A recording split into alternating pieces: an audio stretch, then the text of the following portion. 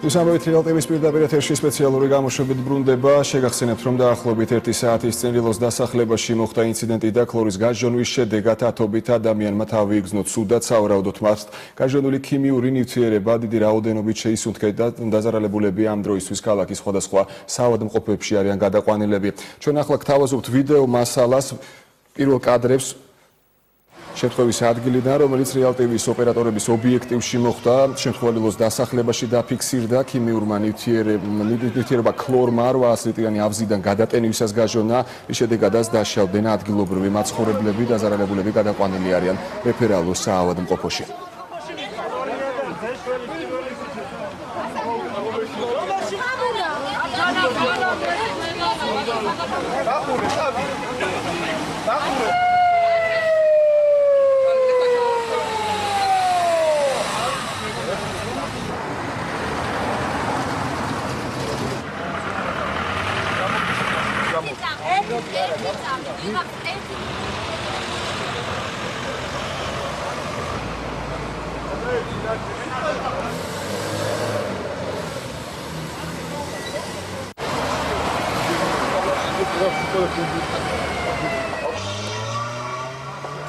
შეგახსენებთ, რომ რამდენიმე ათეული ადამიანი დაშავდა ილოს დასახლებაში ქლორის გაჟონვის შედეგად. ინციდენტი გაერთიანებული წყალმომარაგების კომპანიის რაიონულ განყოფილებაში მოხდა. ქიმიურმა ნივთიერება კომპანიის 5,800 ლიტრიანი აბზიდან გადატენვისას გაჟონა, დაზარალებულები ძირითადად მიმდინარე შენობების მცხოვრებნი არიან, მათი ზუსტი რაოდენობა ჯერჯერობით უცნობია. მოწამლულებს პირღებინება აღენიშნება, დაზარალებულების ნაწილი რეფერალურ საავადმყოფოშია გადაყვანილი, შემთხვევის ადგილზე მობილიზებულები არიან საგანგებო სიტუაციათა სამსახურისა და სასწრაფო დახმარების ბრიგადები.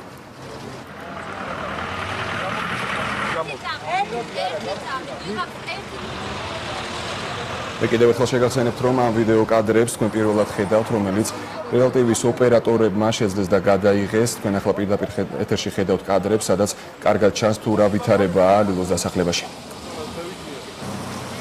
კონკრეტულად ამ აბზიდან გაჟონა.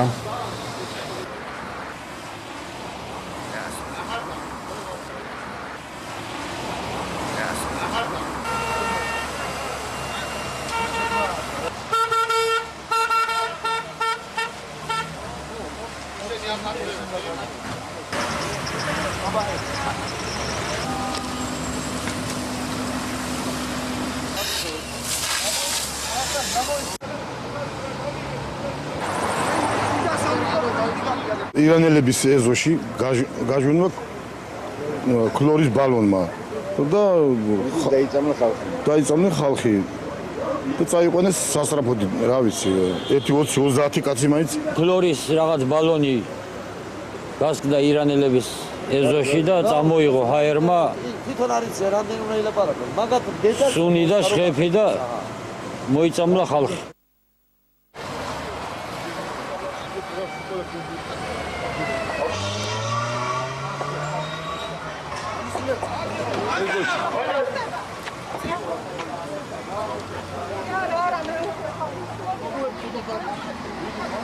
ჩვენ ახლა პირდაპირ ეთერში ვთავთ ჩვენს კორესპონდენტს მაია თევზაძეს, რომელიც იმყოფება ქალაქის ერთ-ერთ საავადმყოფოსთან. მაია, ქალაქში ვრცელდება პანიკური ჭორი, თითქოს ილოს დასახლები და მოსახლეობის ევაკუაცია მიმდინარეობს. იკრძალება სახლიდან გარეთ გამოსვლა და ფანჯრების გაღება. რა ინფორმაცია გაქვს შენ? გიორგი, მე ახლა ვიმყოფები თბილისის მაღალი ტექნოლოგიების ქალაქის ერთ-ერთ ცენტრალურ კლინიკაში, სადაც ამ წუთებში თქვენ ახლა კადრში ხედავთ საქართველოს პრეზიდენტის ესკორტს, რომელიც ამ წუთებში შემოვიდა კლინიკაში. საქართველოს პირველი პირი გეგმავს, რომ დაშავებულების და დაზარალებულების მდგომარეობას მაქსიმალურად დეტალურად გაეცნოს.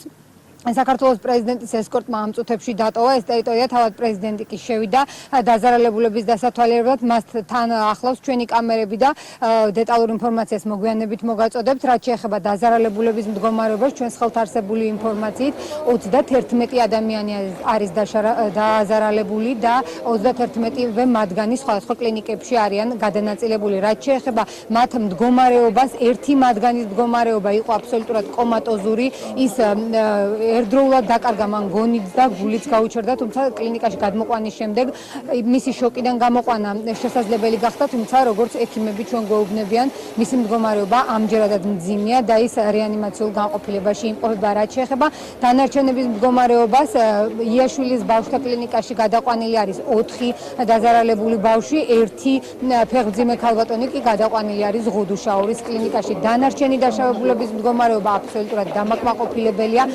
არ ექვემდებარებიან ისინი სერიოზული მკურნალობის ობიექტები არ არიან და ხვალ ისინი საავადმყოფოებიდან გაწერილი იქნება. რაც შეეხება შენ შეკითხვას, არის თუ არა პანიკის საფრთხე, ჩვენთან საუბრისას დედაქალაქის მერიის წარმომადგენლებმა განაცხადეს, რომ თავიდან ესეთი საფრთხე არსებობდა, რადგან ქიმიური ნივთიერების გაჟონვისას შესაძლებელი იყო, რომ წარმოქმნილიყო ქიმიური ნივთიერების ღრუბლები, თუმცა სამაშველო სამსახურების დროულმა მობილიზებამ შესაძლებელი გახადა ამ ქიმიური ღრუბლების წყლის ჭავლით გაფანტვა.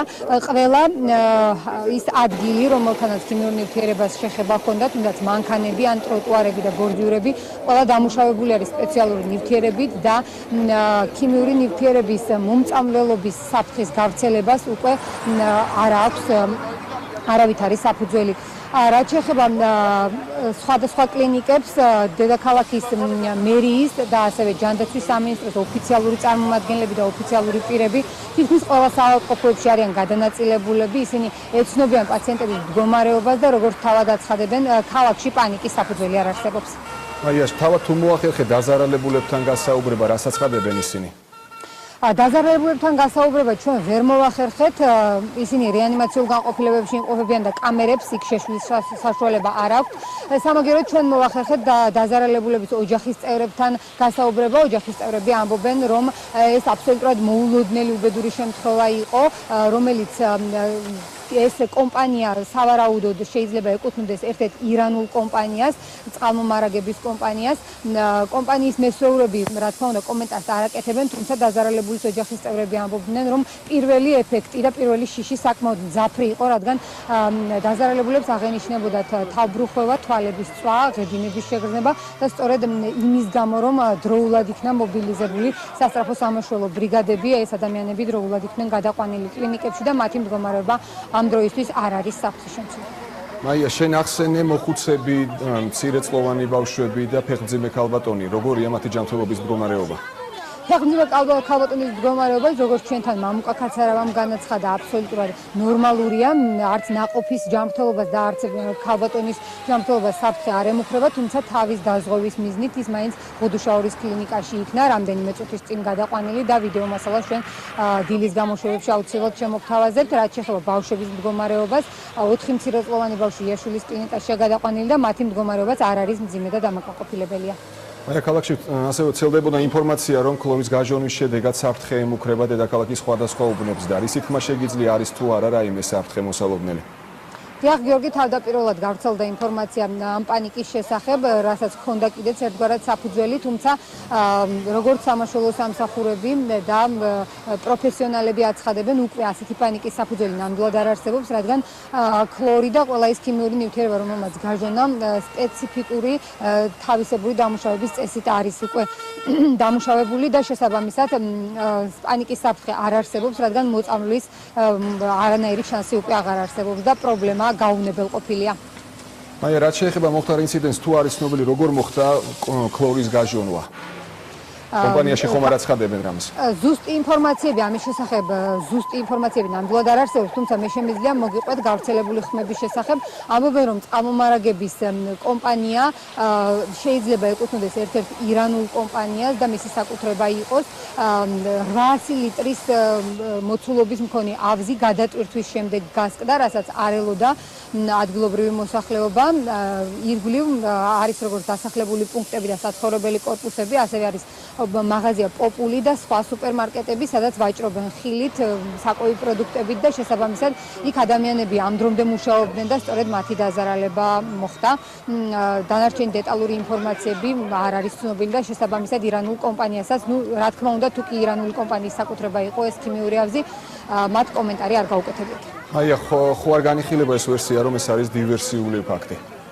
არა გიორგი, ჩემს ხელთ არსებული ინფორმაციით მე მსგავსი ინფორმაცია ყოველ შემთხვევაში არ მიმიღია, რომ ეს შეიძლება იყოს დივერსია, თუმცა ალბათ გამორიცხული არაფერია და ალბათ საქმეში მას შემდეგ რაც საქმეში ჩაერთვებიან სამართალდამცველები, სხვადასხვა ვერსიებიც გაჟღერდება. აი, ქვეყნის პირველი პირი თუ იმყოფება ამ წუთებში მას და ამ წუთებში იმყოფება ქვეყნის პირველი პირი, სწორედ მაშინ როცა მე საუბარი დავიწყე, ამ კლინიკის ტერიტორიაზე იმყოფებოდა და სწორედ პალატებს ათვალიერებდა, ამ დრომდე მიხეილ სააკაშვილის ტერიტორია არ დაუტოვებია. მაია, კიდე ვინ ახლავს პრეზიდენტს და ვინ იმყოფება? ეს უკვე გიორგი ჩემთვის ცნობილი სამწუხაროდ არ არის, შენობასთან მიახლოების საშუალება მე არ მაქვს, სამაგერო ჩვენი გადაღებების ჯგუფი იქ მუშაობს და მოვაწყდით ბოლო ინფორმაციით. რამდენიმე წუთში დაგებრუნდებით. მადლობა მაია.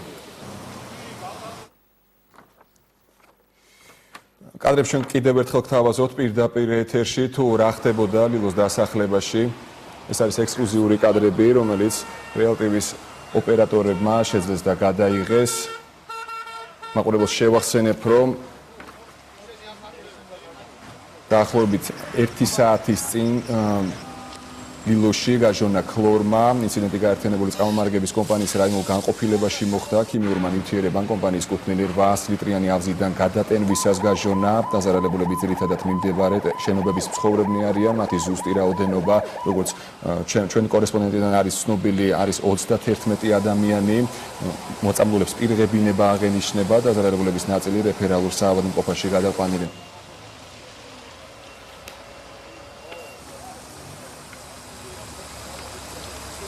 მაჯამთელობას საფრთხე არ ემუქრება, სიცოცხლეს არ ემუქრება ყოველ შემთხვევაში საქმე.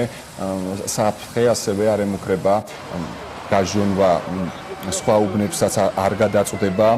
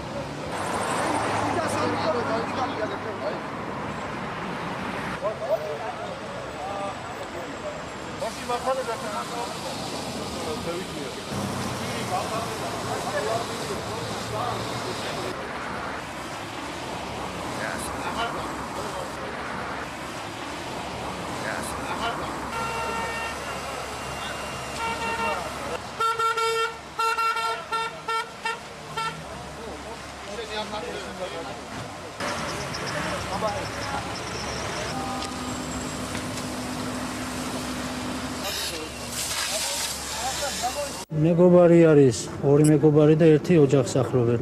და სამივე მოწამლულია? რას გრძნობენ, როგორ მდგომარეობაში არის? კარგად არის. ეხლა კარგად არის. ექიმები როგორც სახენ, დანარჩენი არაფერი ვიცით. ან თავიდან ბოლომდე რომ ვიცი ყველაფერი. არ ვიცი, თავიდან ჩვენ დაგვირეკეს, გვითხრეს, რომ მოწამლულები ჩავევლეთ და სასწრაფო წამოვიდა და გამოვყევით. მეტი ჩვენ არაფერი არ ვიცით. რამდენი წელს არის თქვენი მეგობარი ნაცისავი? ვინც არის? ერთი 37-ის, მეორე 35-ის, მესამე დაახლოებით 25-26 წელს. შემთხვევით მივადექი, რომ სასტრაფო მაშველები და რა ვიცი, ყველანაირი მანქანა იქითიკა და სასტრაფოში შევხედე, რომ ბავშვებს გონებაზე მოყავდათ რა. და რა ჩივლები აღინიშნებოდა? რაც რა ქიმიური რაღაცა აფეთქდა რა. და მე თვითონ აი ესე მივიფარე, ესე წამოველი ცხვირი და პირი მეწებულა რა. და წამოველი სასტრაფოს მოვეწი ეს ქალი. ბევრი ადამიანი დაშავდა ეს? კი, მთელი სამწყობი გადატენილი. ორწოვანის დაღეზიანების ნიშნებით სავარაუდოდ გამოცემით გაჟონვა მოხდა, რამაც გამოიწვია გადასასვლელის ორწოვანის გაღეზიანება.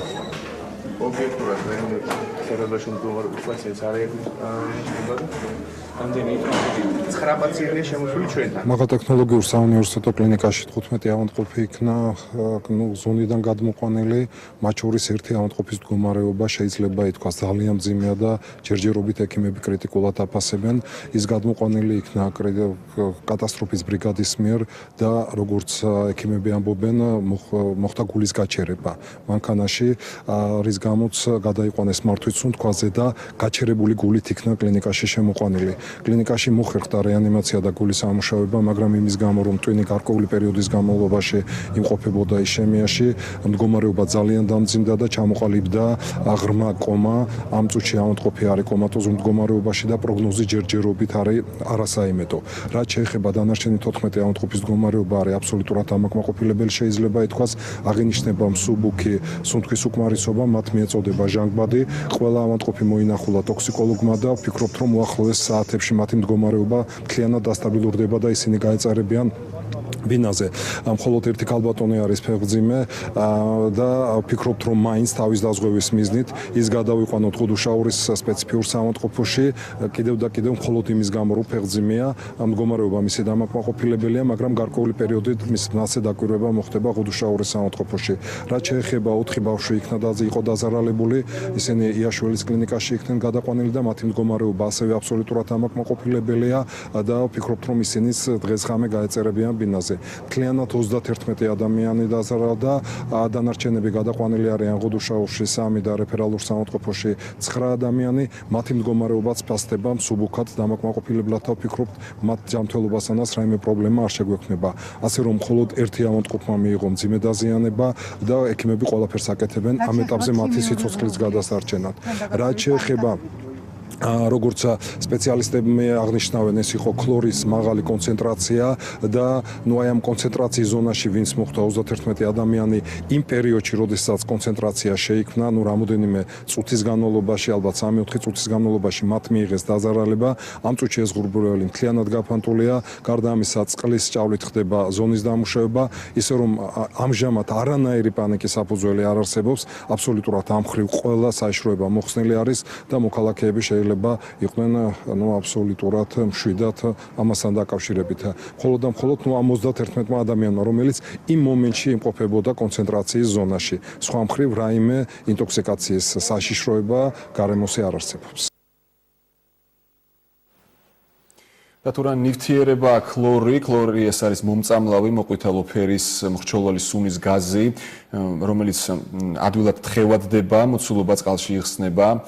გაჟონილი ქლორი პირველ რიგში შენობების პირველ სართულებსა და სარდაფებში ვრცელდება, აირის მდგომარეობაში ის ტოქსიკურია და მაღალი კონცენტრაციის შემთხვევაში სასუნთქ გზებს აზიანებს.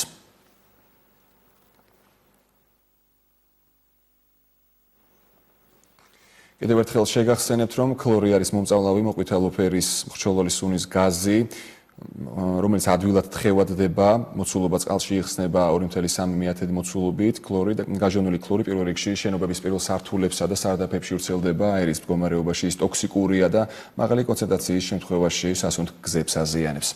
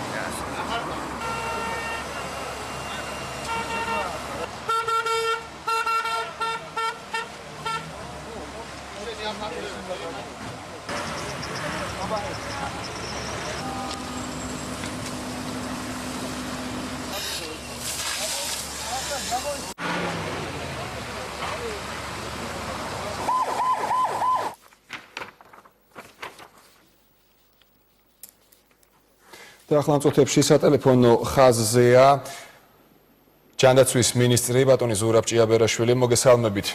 მოგესალმებით ბატონო ზურაბ. მოგესალმებით. ბატონო ზურაბ, რა მდგომარეობა ამ დროისთვის? თქვენ მოგეხსენებათ უკვე რომ ილოში მოხდა ერთ-ერთი საწყობიდან ქლორის გაჟონვა, რამაც გამოიწვია იქ ახლოს მყოფი ადამიანების ინტოქსიკაცია. ამ მომენტისათვის 56 პაციენტი იმყოფება თბილისის სხვადასხვა საავადმყოფოში და მდგომარეობა სტაბილურია. ამჟამად იმყოფებოდა პრეზიდენტი და მოინახულა პაციენტები ინგოროყვას კლინიკაში, სადაც 25 პაციენტი მკურნალობს ამ მომენტში და უკვე ნაწილი პაციენტებისა დაიწყო მათი გაწერა სახლში, თუმცა ალბათ ძირითად ნაწილს ამაღამ მოუწევს ყოფნა კლინიკაში. ასევე არიან პაციენტები რეფერალურ საავადმყოფოში, ღუდუშაურის კლინიკაში, 6 ბავშვი ძალიან მსუბუქი ფორმით ასევე არის იაშვილის კლინიკაში, თუმცა ამ წუთას ვესაუბრე კლინიკის ხელმძღვანელს და იქაც მდგომარეობა დამაკმაყოფილებელია და მათ სიცოცხლეს და ჯანმრთელობა საფრთხე არ ემუქრება. ერთადერთი ამ 56-დან ერთადერთი მძიმე პაციენტი ყავს 18 წლის ახალგაზრდა, რომელიც ყველაზე ახლოს იმყოფებოდა შემთხვევის ადგილას სამწუხაროდ და ის ინგოროყვას კლინიკაში რეანიმაციულ განყოფილებაშია და ექიმები ყველაფერს აკეთებენ იმისათვის, რომ მის სიცოცხლეს საფრთხე არ დაემუქროს, თუმცა უნდა ვთქვათ, რომ პაციენტის მდგომარეობა საკმაოდ მძიმეა. ბატონო ზურაბ, თქვენ ახსენეთ, რომ ადგილზე იმყოფებოდა პრეზიდენტი. ადგილზე იმყოფებოდა პრეზიდენტი, რა განაცხადა ქვეყნის პირველმა პირმა, ვინ იზრუნებს მათ ჯანმრთელობაზე და მათ ხარჯებს? მან მისი მთავარი წუხილი იყო, რომ და მასშტაბდა დარწმუნებული იყო, რომ დაშავებულებისათვის ყველაფერი სათანადო მკურნალობა ტარდება, ამიტომ მან მოусმინა როგორც პაციენტებს, ისე მედპერსონალს, განცხადება მას არ გაუკეთებია, ის თავად დარწმუნდა, რომ პაციენტებისათვის კეთდება ყველაფერი და ბუნებრივია ეს შემთხვევა მისი და ჩვენი ყველას კონტროლზეა იმისათვის, რომ ასეთმა შემთხვევამ არ გამოიწვიოს ვინმეს სიცოცხლის ან ჯანმრთელობის დაზიანება და შესაბამისად ჩვენ მუდმივად გავაკონტროლებთ ამ სიტუაციას. რა თქმა უნდა, იმედი გვაქვს, რომ ხვალ პაციენტთა უმრავლესობა უკვე სახლში იქნება. ბატონო ზურაბ, თუ დადგინდა მიზეზი, რატომ მოხდა ეს ინციდენტი? ამასთან დაკავშირებით მიმდინარეობს მოკვლევა, შესაბამისად მოგვიანებით იქნება ცნობილი იმასთან დაკავშირებით, თუ კონკრეტულად რა მოხდა და რამ გამოიწვია ქიმიური ნივთიერების გაჟონა. ბატონო ზურაბ, ცოტა ხნის წინ გავრცელდა პანიკა, რომ ლილოს დასახლებიდან მიმდინარეობს ევაკუაცია, მოსახლეობამ არ უნდა გააღოს ფანჯრები. თქვენ როგორ შეაფასებთ ამ ყველაფერს? თუ არსებობს რამე საფრთხე? ესე იგი, როგორც გვაცნობეს ჩვენ შესაბამისი სამსახურების წარმომადგენლებმა, მათ გააკეთეს უკვე ყველაფერი და აბსოლუტურად პანიკის საფუძველი არ არსებობს, გაუნებელყოფილია იქ ყველაფერი და მოსახლეობას შეუძლია რომ აბსოლუტურად მშვიდად იყოს. ბატონ ზურაბ, ბოლოს მინდა კითხოთ, წეგან იყო 31 დაშავებული, თქვენ ახსენეთ 56, თუ არსებობს კიდე რომ გაიზარდოს ეს რიცხვი? შანსი. ესე იგი, იმ მომენტისათვის, როდესაც თქვენ გქონდათ ეს ინფორმაცია, იმ მომენტში შედიოდა ჯერ კიდევ სასწრაფოებს გადაჰყავდათ პაციენტები, რომლებმაც მოითხოვეს საავადმყოფოებში გადაყვანა და იქ მკურნალობის ჩატარება. ამჟამად ნაკადი შეწყვეტილია, ანუ კლინიკებს არავინ აღარ აკითხავს და 56 იყო ის მაქსიმალური ციფრი, რომელიც დაფიქსირდა, თუმცა ამ ნაწილიდანაც იმას, ვისაც განსაკუთრებით მსუბუქი მდგომარეობა ჰქონდა, ნაწილი სახლებშიც კი დაბრუნდა უკვე.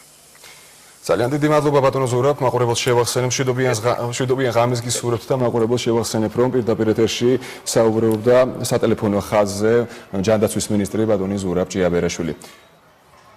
ჩვენ ამ წუთებში ვიღებთ ვიდეო მასალას და რამდენიმე წუთში შემოგთავაზებთ პრეზიდენტის კადრებს, თუმცა მანამდე დაუბრუნდებით ჩვენს კორესპონდენტს მაია თევზაძეს. მაია, გესმის ჩვენი?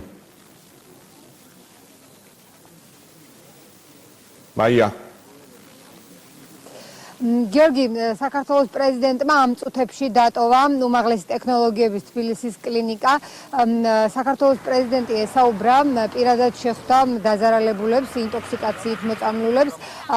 მათ განაცხადეს, რომ ეს იყო აბსოლუტურად მოულოდნელი შემთხვევა ყველასთვის და შესაბამისად ვერ მოხდა ვერავითარი ზომების გატარება. ქვეყნის პირველი პირი ითხოვდა ინფორმაციას, რა იყო გამომწვევი მიზეზი ამ ყველაფრის, თუმცა ჯერჯერობით პასუხი ამ შეკითხვაზე არ არსებობს. რაც შეეხება მეორე ნაწილს, შეხვედრისას პრეზიდენტი დაინტერესდა 18 წლის ახალგაზრდის ჯანმრთელობის მდგომარეობით, რომელიც კომატოზურ მდგომარეობაში იქნა გადმოყვანილი და ასევე გავრცელდა ინფორმაცია, რომ ახალგაზრდას თავიდანვე აწუხებდა გული და სწორედ ამიტომ არის მოწამვლის შემდეგ მისი მდგომარეობა განსაკუთრებულად მძიმე. რაც შეეხება ბავშვების მდგომარეობას, პრეზიდენტმა მათი მდგომარეობაც მოიკითხა. კლინიკის დირექტორმა გოჩა ინგოროყვამ პრეზიდენტთან საუბრისას განაცხადა, რომ ბავშვები გადაყვანილები არიან იაშვილის კლინიკაში. მაია, ფეხმძიმე ქალბატონის მდგომარეობა როგორია? ფეხმძიმე ქალბატონის მდგომარეობის შესახებ პრეზიდენტს მიაწოდეს ინფორმაცია, რომ მისი მდგომარეობა აბსოლუტურად დამაკმაყოფილებელია. არ ემუქრება საფრთხე არც ბავშვის მდგომარეობას და არც ფეხმძიმე ქალბატონის მდგომარეობას. შესაბამისად, თავის დაზღვევის მიზნით ის უბრალოდ გადაყვანილი იქნა ამ ეტაპზე ღუდუშაურის კლინიკაში, თუმცა საფრთხე მის ჯანმრთელობასთან დაკავშირებით არ არსებობს. პრეზიდენტმა ასევე მოიკითხა, ხომ არ ჭირდებოდათ რაიმე დაზარალებულებს ან მათ ოჯახებს განსაკუთრებული დახმარება. ასევე ესაუბრა გოჩა ინგოროყვას და დაინტერესდა, ხომ არ იყო რაიმე დამატებითი სარეზერვო საშუალებების გამოყენება საჭირო, თუმცა ინგოროყვას პასუხი პრეზიდენტის შეკითხვაზე იყო ძალიან მარტივი, რომ კლინიკა თანამედროვე ტექნოლოგიებით იმდენად საბოლოოდ არის აღჭურვილი, რომ ამ ეტაპზე დამატებითი დახმარება საჭირო ნამდვილად არ არის. აი, ამ დროისთვის რამდენი ადამიანი რჩება საავადმყოფოში თუ დადგინდა და რამდენი ტოვებს საავადმყოფოს? გიორგი, ამ დროის მონაცემებით მე ზუსტად არ დამითვლია, მაგრამ გვაქვს ინფორმაცია იმაზე, რომ 31 ადამიანიდან ერთის მდგომარეობა ამ დრომდე კომატოზურია. ის მწვავე რესპირატორული მოწამვლის დიაგნოზით იმყოფება რეანიმაციულ განყოფილებაში და არის ხელოვნურ სუნთქვაზე, 18 წლის ახალგაზრდა, 4 ბავშვი გადაყვანილია კიდევ ერთხელ ვიმეორებ იაშვილის კლინიკაში, 1 ორსულის მდგომარეობა აბსოლუტურად დამაკმაყოფილებელი, არ შეიცავს საფრთხეებს და გადაყვანილია ღუდუშაურის კლინიკაში. 9 პაციენტი იმყოფება აბსოლუტურად მსუბუქი და არასაფრთხის შემცველი მდგომარეობით მეხუთე კლინიკაში, დანარჩენები ამ 30-დან ამ კლინიკაში იმყოფებიან უახლესი ტექნოლოგიების კლინიკაში და გარდა ერთი პაციენტისა ყველას მდგომარეობა აბსოლუტურად მსუბუქი და დამაკმაყოფილებელია და საფრთხეებს არ შეიცავს.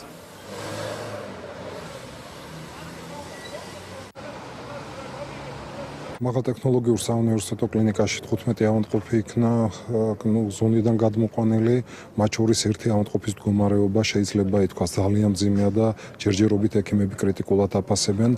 ის გადმოყვანილი იქნა კატასტროფის ბრიგადის მიერ და როგორც ექიმები ამბობენ, მოხდა გულის გაჩერება.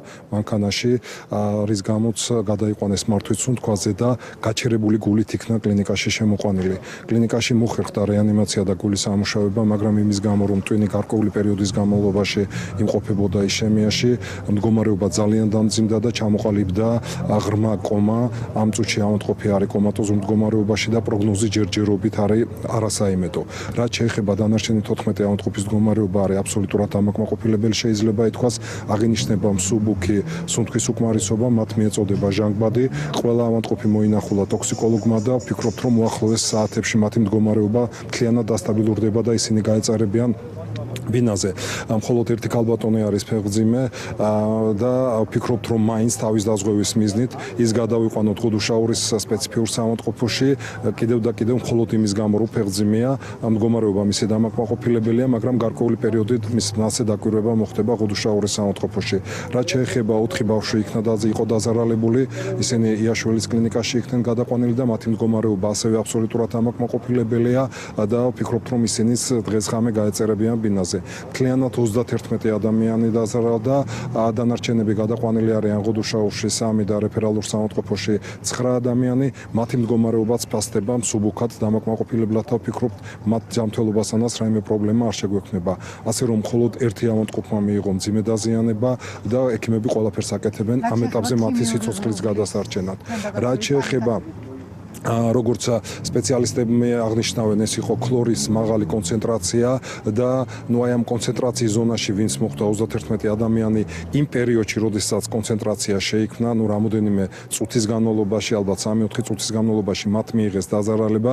ამ წუთში ეს ღრუბლები მთლიანად გაფანტულია, გარდა ამისა წყლის ჭავლით ხდება ზონის დამუშავება, ისე რომ ამჟამად არანაირი პანიკის საფუძველი არ არსებობს, აბსოლუტურად ამ მხრივ ყველა საშიშროება მოხსნილი არის და მოქალაქეები შეიძლება იყვნენ აბსოლუტურად მშვიდად ამასთან დაკავშირებით. მხოლოდ და მხოლოდ ამ 31 ადამიანმა, რომელიც იმ მომენტში იმყოფებოდა კონცენტრაციის ზონაში. სხვა მხრივ რაიმე ინტოქსიკაციის საშიშროება გარემოსი არ არსებობს.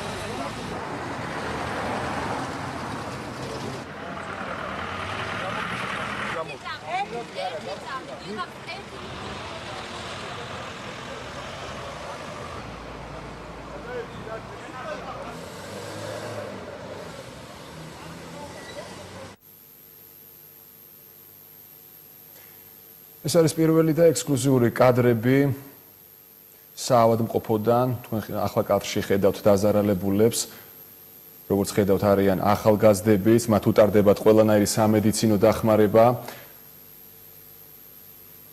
და შეგახსენებთ, რომ ქვეყნის პირველმა პირმა რამდენიმე წუთის წინ მოინახულა დაზარალებულები და მან უკვე დატოვა კლინიკა.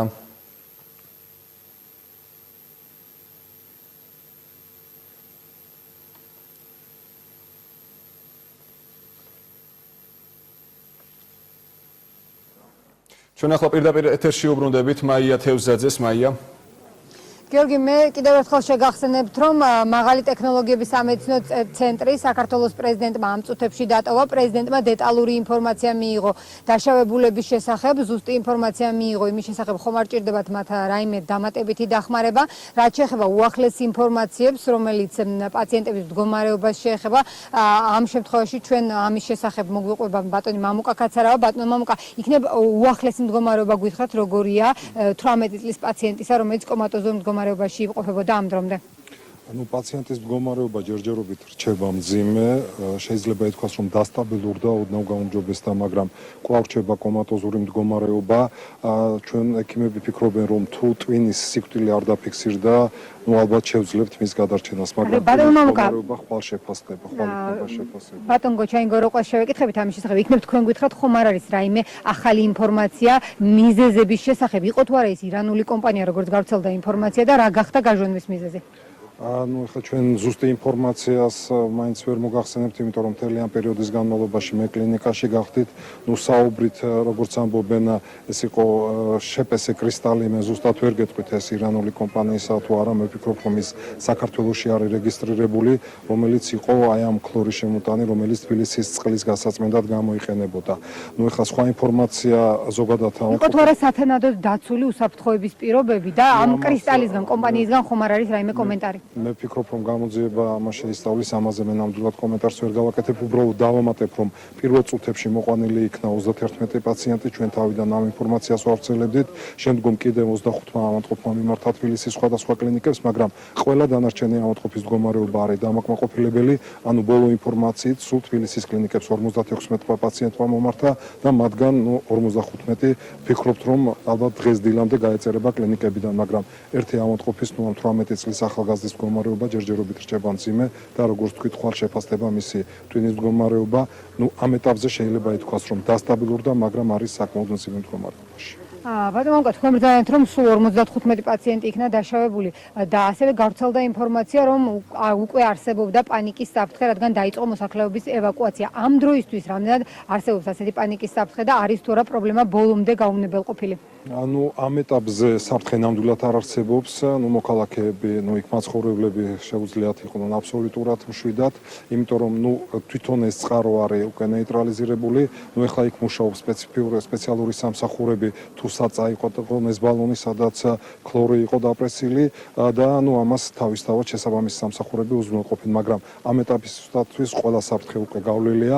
წყლის ჭავლით დამუშავდა თვითონ ის კონცენტრაციის ზონა და დამატებითი ინტოქსიკაცია ჩვენ რა თქმა უნდა არ ველოდებით, მაგრამ ვფიქრობთ, პაციენტთა რაოდენობაც არ გაიზრდება, რამდენადაც ყველა ეს პაციენტი, რომელმაც პირველივე საათებში თავის რაღაც სუსტად იგრძნო, ყველა მიმართა კლინიკებს და ეს არის 56 ავადმყოფი.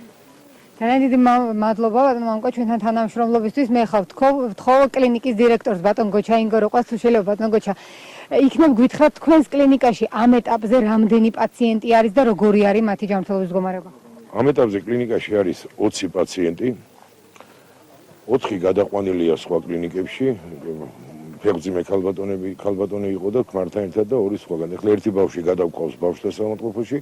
დარჩება 19 ავადმყოფი, აქედან 2 რეანიმაციაში, ერთის სიცოცხლე არის საფრთხეში, utარდება რეანიმაციული საშუალებები, თუმცა მდგომარეობა გამოსურდა, ფილტრების მდგომარეობა კარგია, ანალიზები კარგია, მაგრამ ჯერჯერობით არის ღრმა კომაში. მეორე ქალბატონი გამოსურდა მდგომარეობა და იმას გადავიყვანთ განყოფილებაში.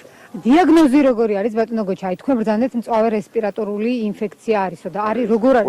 ყველა მოწამვლა ეს იყო რესპირატორული მოწამვლა, იმიტომ რომ სასუთხის გებით შევიდა ეს საწამლავი ნივთიერება, ამიტომ პირველ რიგში მოხდა ფილტრებზე რეაგირება და თავისთვიზე გაბრუები და გონების დაბინდვით. საინტერესოა თავად ეს ნივთიერება, ქიმიური ნივთიერება, რა საფრთხეებს უქმნის ადამიანის ჯანმრთელობას და ორგანიზმს? რა საფრთხეები შეიძლება დადგეს? ეხლა როგორც გვეუბნებიან, ეს არის ქლორი. ეს ავადმყოფები, რომელიც ემერჯენსია, ისინი აბსოლუტურად გამოჯამთელდნენ. ნაწილი დღეს წავა სახლში, ნაწილი ხვალ წავა, რჩება ერთი ავადმყოფის საპრობლემო. ხვალ დაუშვათ რამდენი პაციენტის დატოვება გახდება აუცილებელი? ხვალ კლინიკა თავისუფალი იქნება ამ პაციენტებისგან, ორი ავადმყოფის გარდა. და საინტერესოა იმ პაციენტის მდგომარეობა, რომელიც კომატოზურია, მის ჯანმრთელობაზე რაიმე კვალს დატოვებს ეს მოწამვლა თუ არა?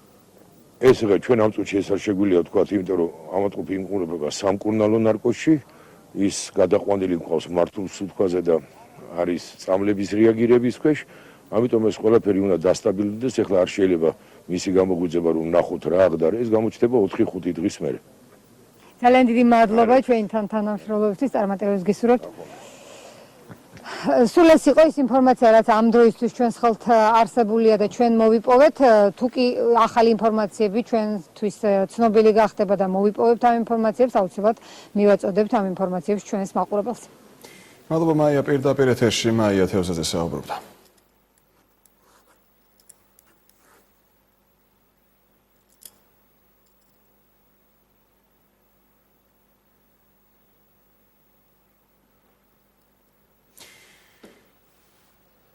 ქლორი მომწვანო მოყვითალო ნივთიერება მწვანე ფერის ბრძოლავის სუნის გაზია.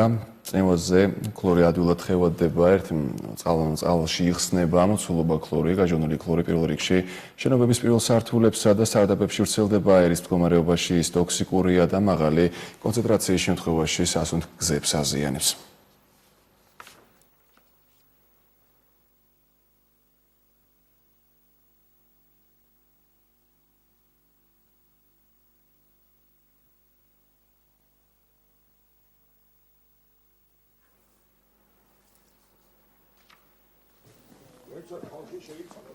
ჩვენ უკვე მივიღეთ ვიდეო მასალა, სადაც ჩანს, რომ საქართველოს პრეზიდენტი მივიდა დაზარალებულებთან, როგორც ცნობილი გახდა, მათ მკურნალობის ხარჯებს სრულიად სახელმწიფო გაიღებს.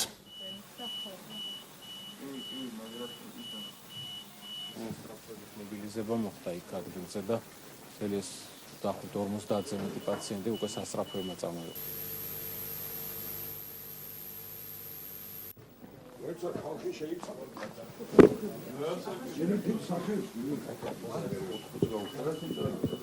ესენი იყო მოწამვლის სისტემები, იყო სუნთქვის უკმარისობები და იყო ესეთი აჩქარებული სუნთქები, ყველას გადაღებულია ფილტრები და სად იყავით ეს რო მოხდა გაჟობა? აბა შიგნით იყავით შენობაში? ავტობუსში ვარ. საიდან სად მიდიოთ საცხოვრ? არა, ვერ მივხვდი, ვაფშე არც ხმა არ გამიგია არაფერი, საერთოდ. გონებას კარი გავდია, ვიღაცა გამიწერა, აი, просто არც ვიცი ვინ არის, რომ დიდი მადლობა. შეგატარებდი? არა, მე არ ვატარებ, ქუჩაზე ვიყავ გადმოსული მაღაზიაში. გავაჩერები მიწა რა. და ქუჩაზე გადავდიოდი რაღაც და უნდა მეყიდა რაღაცა და პიროს გავხდი და ყველა გარბოდა და გავიქეცი ვიღაცა გამიწერა და ჩაჯექიო. ჩავდექი და სახეზე მიყავდა არ დაგეძინოსო რა და აქ მომიყვანა გონებას ყავდა და აქ მომედი ხა აი ძალიან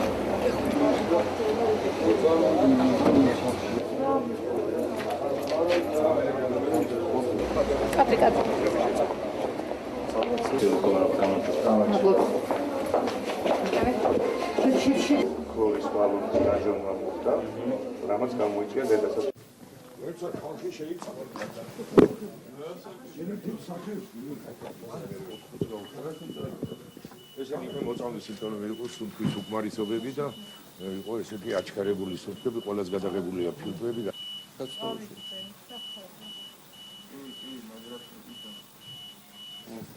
მობილიზება მოხდა იქ ადგილზე და მთელი ეს დაახლოებით 50-ზე მეტი პაციენტი უკვე სასწრაფოებმა წამოიღო.